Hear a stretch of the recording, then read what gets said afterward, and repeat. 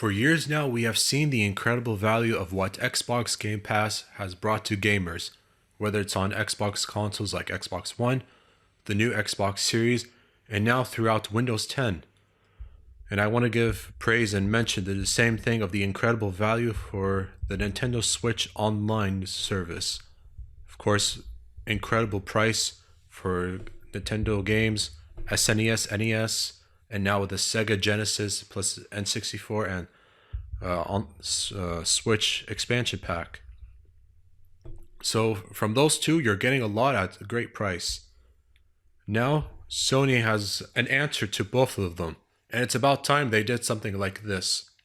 So, and instead of just all in one, they've broken down their service into three tiers called PlayStation Plus tiers: Essential, Extra, and Premium. So I'm going to be breaking them down one by one, starting with PlayStation Plus Essential. Now, the benefits everyone is already familiar with by now, the same as what we've known and seen for a long time. You know, 2 monthly downloadable games, plus a third if you're on PS5. Exclusive discounts on the PSN store, cloud storage for saved games. I think it's like 100 gigabytes, if I'm correct. And as always, the online multiplayer access. So there are just no changes, but just going to be separated into a different tier called PS Plus Essential tier. Okay, and yeah, the pricing, still pretty good, kind of familiar, similar to what we've seen, $10 monthly, $25 quarterly, $60 yearly. And of course, there are prices for other currencies as well. According to the PlayStation blog provided by Jim Ryan. Jim Ryan also gave an interesting quote. I will share that also. A second tier called PlayStation Plus Extra. The benefits also provides the same benefits seen from the Essential tier. So that's included. Also, an additional catalog of up to 400 games that are mostly well known and enjoyed on both PS4 and PS5. Even their blockbuster hits from Sony's in-house PlayStation studios and third-party partners.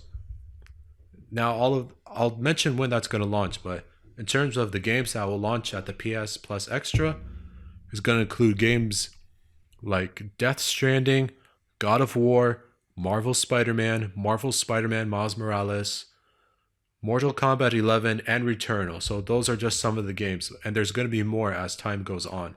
So this is very good, and it is going to be a rotating library of games similar to what we've seen with Game Pass. So that tier will rotate over time.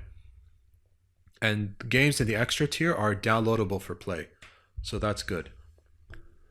In terms of pricing, also available $15 monthly, $40 quarterly, and $100 yearly. Now for the third and final tier called PlayStation Plus Premium.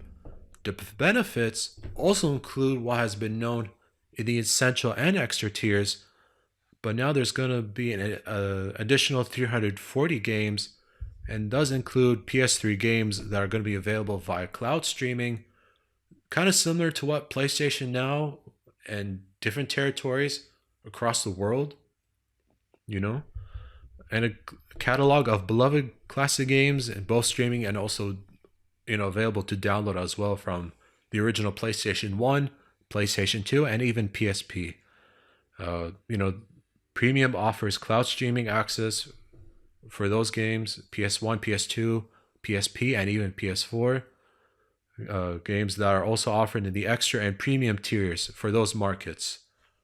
Now, for some countries, some regions around the world, PlayStation Now is still not available.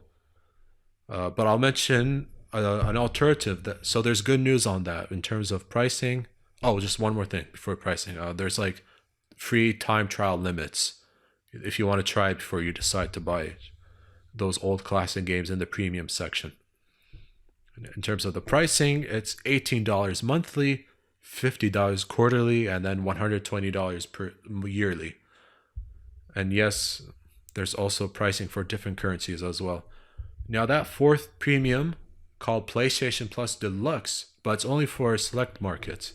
Now it's markets without the cloud streaming of PS Now, but it's gonna be offered at a lower price compared to premium, so that's good. It's gonna have a catalog of well-known, beloved PS1, PS2, PSP games uh, to stream and play, also even to download.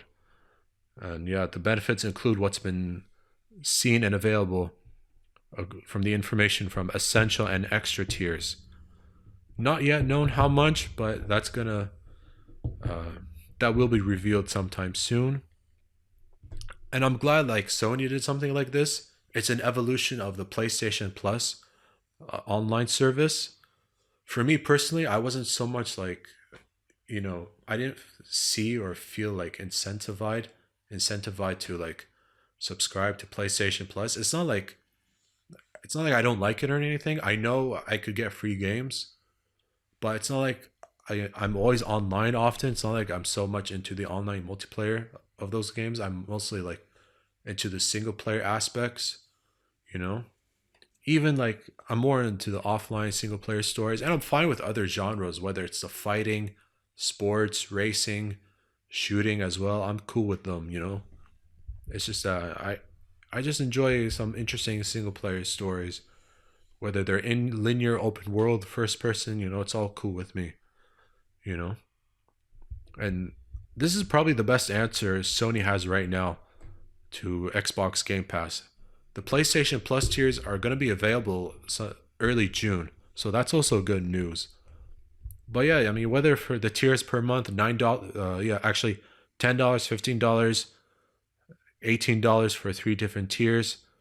I for now I don't think it can beat the popularity of what's seen on Xbox Game Pass. You know, on both console and PC, it's $10. And then Xbox Game Pass Ultimate is for $15. That's still incredible value for a rotating list of games from older Xbox 360 gaming generations as well, you know? And while the perks of having PS Plus tiers gets you monthly downloadable games, and you're still having online multiplayer for Game Pass, it's Live Gold, X Cloud. There's a chart I found courtesy of IGN that provides good information. Switch Online, amazing value at $4, and then like $20 per year. And the reason why there's also $50 price tag is Switch Online plus the expansion pack, I think for like older games. I don't fully know or understand the whole expansion pack thing. While the perks for the Switch Online, like, the DLC for the new Mario Kart 8 Deluxe courses that Nintendo announced, I think in February, from a direct of like new courses that have not racing tracks not yet seen, and also Animal Crossing New Horizons. So it's good as well that Nintendo, they're very serious about preserving the older games, and they hate emulation. They'll go after anyone with emulation for PC. So they still have NES and SNES games.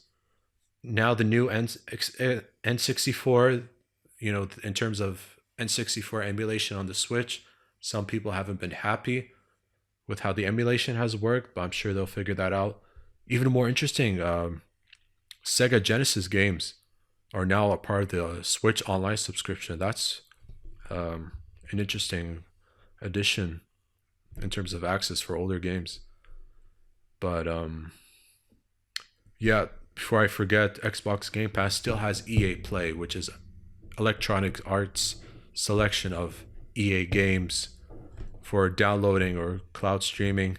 That's also part of the Game Pass service. Okay, so they all have exclusive discounts. There is game trials and there is cloud saves, but the Xbox side of things, it doesn't require us a subscription in itself. So it's good that now they're making an effort, Sony, to finally give access of prior games from different generations that really have built up the brand up to what it is today and very much loved. There's still games from prior generations that are not even in HD that so many people still love. And also, I want to mention that something that what's important from Jim Ryan. Jim Ryan had an interview with GameIndustry.biz, and he said that one of the reasons why new exclusive games are not going to be offered part of their PS Plus tiers is because they don't want to downgrade the value of those games as day one access availability. And they didn't want to hurt the value of those games and dismay the customers, giving them a bad message as well. It's different from Microsoft, what they're doing with Xbox Game Pass, making their exclusive games day one on the subscription service. So Sony doesn't want to do that so that it doesn't hurt the value of their new games that's going to be upcoming from here on out. And you know what? I'm just glad that, it's like I said, it's about time Sony has done something. Whether you like it or not, is it better than Game Pass? Well, Game Pass is more popular, and the Switch just even has incredible value online. So that does remain to be seen. I do think this is a good idea. It gives more options as well for different tiers: essential, extra, and premium. Oh yeah, the funny thing is, after that blog announcement, the Xbox Game Pass Twitter account actually responded by saying, "We love options. Play brand new games on day one, blockbusters and indies, Xbox Game Studios, EA Play, and more." So I don't know if it was meant like to take a shot at Sony, but I think like the timing of the announcement was funny. Saying like, hey, we love options too. But yeah, I'm just glad that it's about time that Sony will do something. I was waiting for them. Rumors said that there was something called Project Spartacus or something. But yeah, like to break them down into tiers, I think will work for them.